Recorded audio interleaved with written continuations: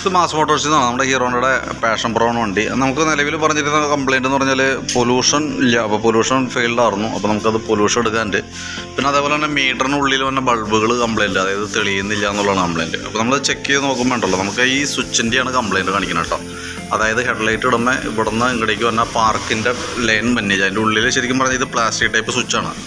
അപ്പോൾ അഴിച്ച് നോക്കിയാലും നമുക്കത് ക്ലിയർ ചെയ്ത് എടുക്കാനായിട്ട് ഒരു പക്ഷേ ചിലപ്പോൾ കിട്ടിയെന്ന് വരില്ല. ചിലപ്പോൾ അത് പൊട്ടിപ്പോകാനുള്ള സാധ്യതയുണ്ട്. പ്ലാസ്റ്റിക്കാണ് അതിൻ്റെ എല്ലാ അഡാപ്റ്റർ കാര്യങ്ങളൊക്കെ വന്നത് പ്ലാസ്റ്റിക്കിൻ്റെയാണ്. അതുകൊണ്ട് തന്നെ മീറ്ററിനകത്ത് മാത്രമല്ല, നമുക്ക് ബാക്കിലേക്ക് വന്നാൽ ലൈറ്റിൻ്റെ അവിടെയും നൈറ്റ് ഹെഡ്ലൈറ്റ് ഇടുമ്പോൾ ലൈറ്റ് പാർക്ക് ലൈറ്റ് തെളിഞ്ഞ് നിൽക്കണം. ആ ലൈറ്റിൻ്റെയും ഇതിൻ്റെ ഒറ്റ ലൈനാണ്. അപ്പോൾ അത് ഓൾറെഡി സ്വിച്ച് മാറ്റിയാലാണ് അത് റെഡി ആവുള്ളൂ.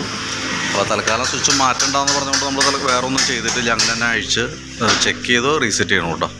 അപ്പോൾ അത് മാറ്റിയിട്ടാലാണ് അത് ക്ലിയർ ആവുള്ളൂ. ക്ലീൻ ചെയ്ത് നോക്കിയാൽ ഭാഗ്യപരീക്ഷണമാണ്. ചിലപ്പോൾ അത് നോക്കി പൊട്ടിപ്പോയി കഴിഞ്ഞാൽ പിന്നെ എന്തെങ്കിലും അത് മാറ്റേണ്ടി വരും.